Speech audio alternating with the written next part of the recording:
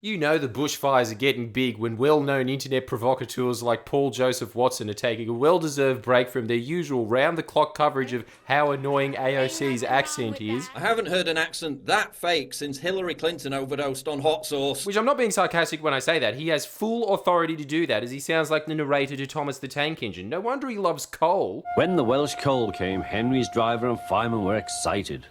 Now we'll show them, Henry, old fellow. So blinded by his odd British obsession with steam engines, one of his key points about the bushfires appears to be, these bushfires are a tragedy, but some people who want to take action on climate change are annoying. Let's not do anything just to trigger them. And look, I've got a lot of things to say about that, but credit where credit's due. That is based. Climate change. Climate change. Climate change. Climate change. And it's all total bullshit. Guess what the primary cause of these fires was? People deliberately starting the fires. Australian authorities are now working on the premise that, quote, arson is to blame for much of the devastation caused this bushfire season. Ah yes, that go-to source for those who are awake and onto the globalist agenda of the mainstream media, 7 News. You're just too blue-pilled to understand that better homes and gardens is far superior to the living room. Now, I know I'm just your run-of-the-mill NPC who can't see through the binary to witness the truth, which apparently is beep, beep, beep, beep, beep, beep, beep, beep. But I'm just saying, I think the CSIRO is probably a better source on climate change than a news organisation that is owned by a gas billionaire. I know, very normie of me to not fully trust 7 News. I'm not the real-life Neo who I will bet you any money you like does not have a trinity, but according to the CSIRO, there's been an increase in temperature of 1 degree Celsius since 1910. Since the 1990s, there's been a 15% decline in late autumn, early winter rainfall, and a 25% decline in April and May rainfall. As Professor Ross Bradstock from the University of Wollongong Centre for Environmental Risk Management of Bushfires stated, for the forests and woodlands in the eastern half of the state, this is unprecedented. Or, to put that another way, rainforests, for the first time in our history, are on fire. Don't understand that, Paul? Well, that's alright, I know you spend a lot of time on 4chan forums, so allow me to put this in an analogy you'd understand. Rainforests are normally as wet as Stacey's getting into a Chevy with a chat. Now they're as dry as when they see, quote, brilliant polemicists such as yourself. And the reason that both Stacey's and rainforests are dry is for the exact same reason, your half-truths. If you saw Werner Herzog's Grizzly Man and heard, Grizzly Man was mauled to death by the animal he loved most, the bear. Bullshit! He didn't die from the bear, he died from blood loss. It's not the whole picture. Perfect example, he quotes this man. About 85% are related to human activity, 13% confirmed arson and 37% suspected arson, he said. The remainder are usually due to reckless firelighting or even just children playing with fire. Paul? Why did you bring up Paul Reed? Did you have a kindred connection to him because you've got the same name? He doesn't agree with you. He also stated, I'd lay bets that it is climate change affecting our seasons, and this is scary for everybody. We need to sensibly, gently, but rapidly adjust our ways of doing economics and politics worldwide, at the same time strengthening our capacity to cope with natural and man-made disasters. Bushfires, after all, are a combination of both. So Paul brought up a source that disagrees with him as evidence for him. Could you imagine if he directed The People vs. O.J. Simpson? Wow, O.J., one of the most successful running back careers of all time. The end. It's the school holidays in Australia and many of the firebugs are teenagers. The other main reason why the fires are raging is because green environmentalist policies have outlawed property owners doing controlled burns that create fire breaks to prevent infernos spreading. As Miranda Devine explains, Paulie Shaw, Paul Newman, Paul's Warehouse. I'll cut you some slack because you sound like the ginger woman from Beyond the Wall in Game of Thrones, but Miranda Devine, columnist for News Corp. You bringing up Miranda Devine is like me bringing up the No Woman. Donald J. Trump is now President of the United States. President Obama is the ex-president. And Mr. Trump, for the moment, steps away. This article in Independent Australia tells you everything you need to know about her claims, so we'll just skip to something a little more credible than the crazy ramblings of a bag lady the Murdoch press quotes for easy content. Fucking Greens, sell my fucking tape! Put that on page 1. Here's something a little more solid than a debunked Murdoch press columnist. The government's own figures. Since Labor left office, hazard reduction burning has halved in New South Wales.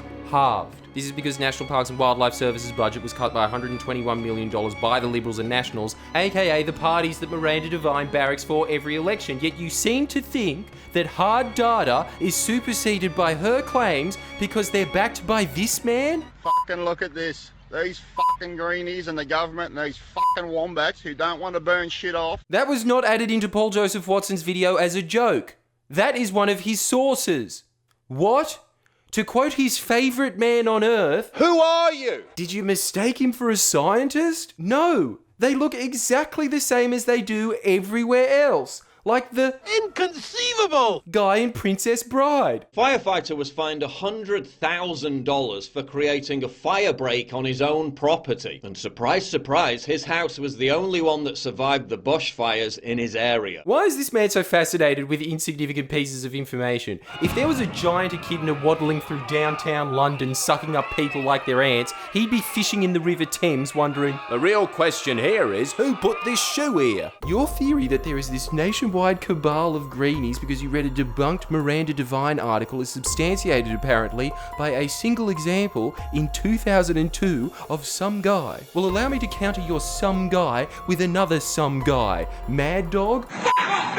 Finally, some common sense. Data also shows there's been no significant decrease in rainfall in the affected regions. Droughts in the affected regions were caused by a natural weather phenomenon, the Indian Ocean dipole, not by man-made climate change. Temperatures haven't been significantly higher either. In fact, during the years 1899 to 1901, average December mean maximum temperatures were well above 38 degrees. Mad Dog, I'm gonna need your services again.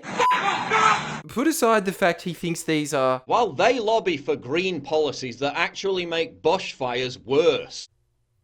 Bushfires? His final nail in the coffin to all you climate alarmists is... As James Dellingpole writes, to be clear, there is zero evidence of any change in climatic conditions that might have increased the likelihood or severity of these bushfires. This is not, repeat, not a man-made climate change story, and anyone who claims otherwise is either a gullible idiot or a lying charlatan. Ooh, scathing words from professional lying charlatan James Dellingpole, who has received $1 million from the Donors Capital Fund and $390,000 from oil giant ExxonMobil. First source I think about when I want no-nonsense climate info, one of the top 5 biggest polluters on Earth. Yet the man who uncritically listens to ExxonMobil turns around and asks, when are we going to stop listening to these people? well, I guess you've already started the trend by not listening to people that you yourself quote. Good to see that you're the change you want to see in the world, Paul, but let's just recap for everyone else who Paul actually does listen to. His first source was a man that doesn't agree with him. Irrefutable. Okay, you said it. Then because of how anti-establishment he is, he quotes a Murdoch Press opinion columnist and, just to double up the red pill dosage, 7 News. How is this guy considered an edgelord of the net? The only person that would be offended by that is maybe my grandfather. Maybe. Oh, why didn't he choose Channel 9 News? I much prefer Petey. Let's not forget, one of this brilliant polemicist sources is... These fucking greenies. Yeah, that's better than CSIRO. Finally, Real Recognising Real, a great polemicist of our time, recognising the intellectual capacities of that other great polemicist of our time, ExxonMobil. How's that brain force working out for you, Paul? Now, I do feel bad ragging on a man who I'm pretty sure is Ringo Starr's son, particularly when he did urge his audience to donate to WISE, which is an excellent charity, I'm not gonna lie, but...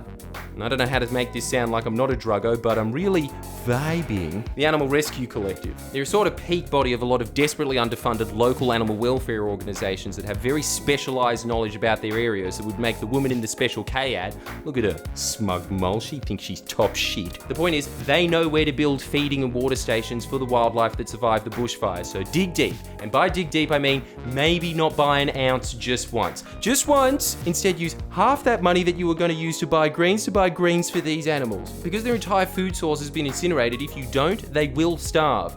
Not to put a guilt trip on you, particularly when you've raised over $100,000 for these organisations in t-shirt sales, live shows and donations. That is incredible. I am so proud of you. But to put it another way, not good enough. You're a selfish sack of shit, and if I could, I'd spit in your face. In fact, maybe just to illustrate the point, I'll spit in Matt's face. Don't. As if I was actually gonna fucking do it. The point is, these animals will need to be fed for at least the next few months, more realistically the next year. So let's raise 10 times that. If everyone watching just put in $10, we'd be responsible for rebooting entire ecosystems. I think that's worth you sacrificing one doob. And then after you have, light up a doob in celebration. Just, you know, not near any wilderness, because as Paul Joseph Watson pointed out, arson is a major contributing factor. So make sure you like this video and get donating. Please share and comment below. Comment.